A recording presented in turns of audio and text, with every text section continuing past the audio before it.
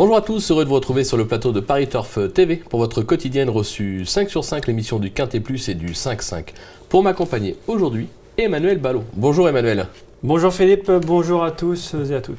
Emmanuel, direction Cordemais, le prix de la ville de Cordemais justement, une épreuve pour chevaux de 6 à 10 ans inclus, 2825 mètres, un recul de 25 mètres.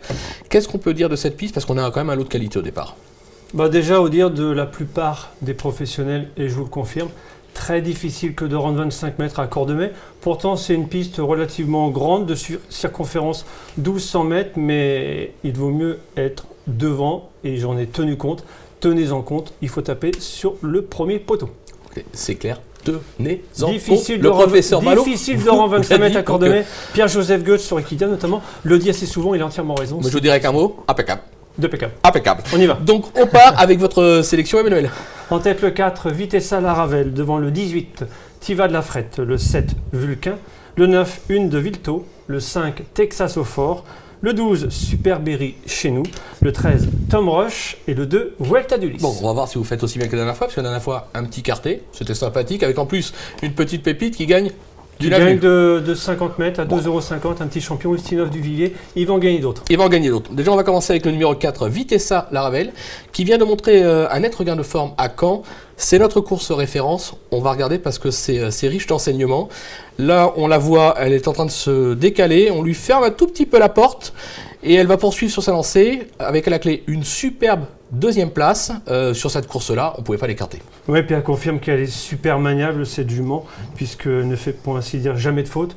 Jean-Michel Bazir la connaît par cœur. Ça fait un certain moment qu'il ne l'a pas drivée, mais 6 associations, une victoire, 5 places.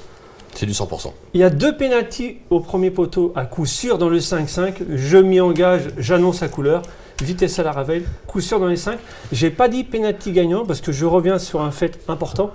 Au départ, c'était pas ma préférée, puisque ma préférée est non partante. Le numéro 6, Ulpia d'Égypte. Ulpia d'Égypte. Maintenant, ma préférée, c'est Vitesse à la Ravelle. Je dis pas qu'elle va gagner, mais c'est un coup sûr dans les 5. Ah, c'est fait. Sinon, ne vous inquiétez pas, sinon, de toute façon, il rembourse. Aïe, aïe, aïe. On voulait opposer le 18, Tiva de la Frette. Alors, les moyens ne lui manquent pas. Elle vient d'être malchanceuse à Vincennes. Oui. Elle descend un peu de catégorie. C'est là aussi logique de la retenir aussi haut. Oui, ce qui n'est pas logique par rapport à ce que j'ai dit en début d'émission, j'y reviens, c'est que c'est dur de rendre 25 mètres à Cordemais, mais c'est la seule que je vois revenir. Et pour cause, elle a de la classe. Et surtout, elle démarre très vite, elle est très véloce, elle va être très rapidement à moins de 15 mètres de la tête. Je pense même que son partenaire qui la connaît par cœur, Loïc Guinoiseau, va faire le fort. Déféré des 4, ce qui n'a pas été le cas depuis très longtemps. À Vincennes samedi, c'est rapproché, mais c'était un nettement supérieur en qualité. C'est clair. Si Tiva de la Frette doit faire l'arrivée d'un tiercé, voire gagner son quintet, c'est un peu le jour J. Si ça avait été un autre hippodrome que Cordemais plus sélectif, je la mettais en tête. Ça, c'est de la foi. Là, pour l'instant, on a 2 bases ultra solides. Celle-là, c'est une base en qualité intrinsèque. Maintenant, il ne faut pas oublier ce petit détail. C'est difficile de rendre 25 mètres à Cordemais. Mais bon, elle a le potentiel. Elle a le potentiel parce qu'elle part. Elle part. Voilà. En troisième position, le numéro 7, Vulcain, irréprochable depuis le début de l'année. 3 accessibles. On a l'impression qu'il cherche un petit peu sa course. Oui, il est comme vous, il est totalement irréprochable. Il est comme vous, il ne gagne jamais. J'aime beaucoup moi quand c'est il son parle petit comme ça. défaut. C'était la chute pour enfoncer un peu le clou.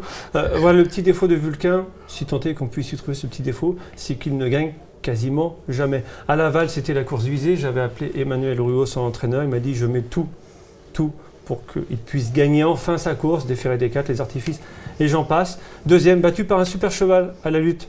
Volcan du Garabin, celui-là, on va en entendre parler, mais Vulcain, c'est la deuxième super base du premier échelon, coup sûr, dans le 5-5. Ok, on va voir si son entraîneur partage votre avis, puisque Arnaud Lecomte a été à la rencontre d'Emmanuel Ruot, on en parlait. C'est le moment de notre premier infoterrain, on l'écoute.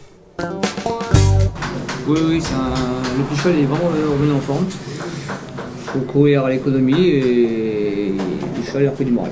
En tête, il paraît détenir une très bonne chance.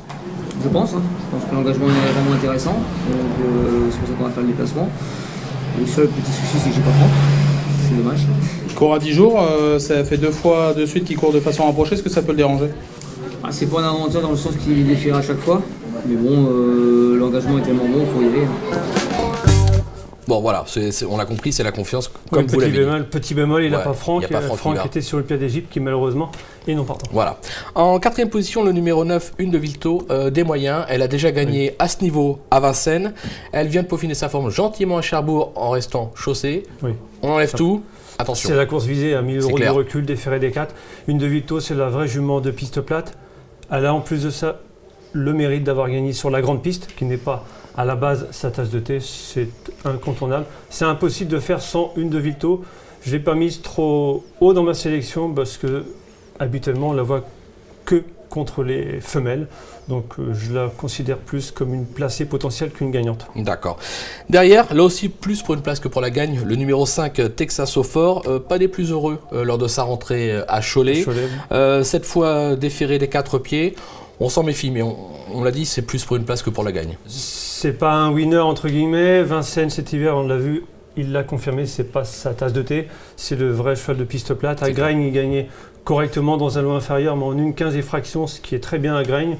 On est obligé de lui voir une première chance théorique, mais pour les places. Pour les places. On va voir ce qu'en pense Christian Bijon. C'est le moment de notre deuxième info-terrain. On l'écoute. C'est pas mal comporté. Il a été gêné à mi-parcours. Donc, il faut effacer cette course. Voilà. Sinon, le cheval est pas mal. Il a bien travaillé. Bon, on va le déférer des 4. Voilà. Il devrait pas mal courir. C'est pas une première chance, mais un cheval qui peut être dans un café.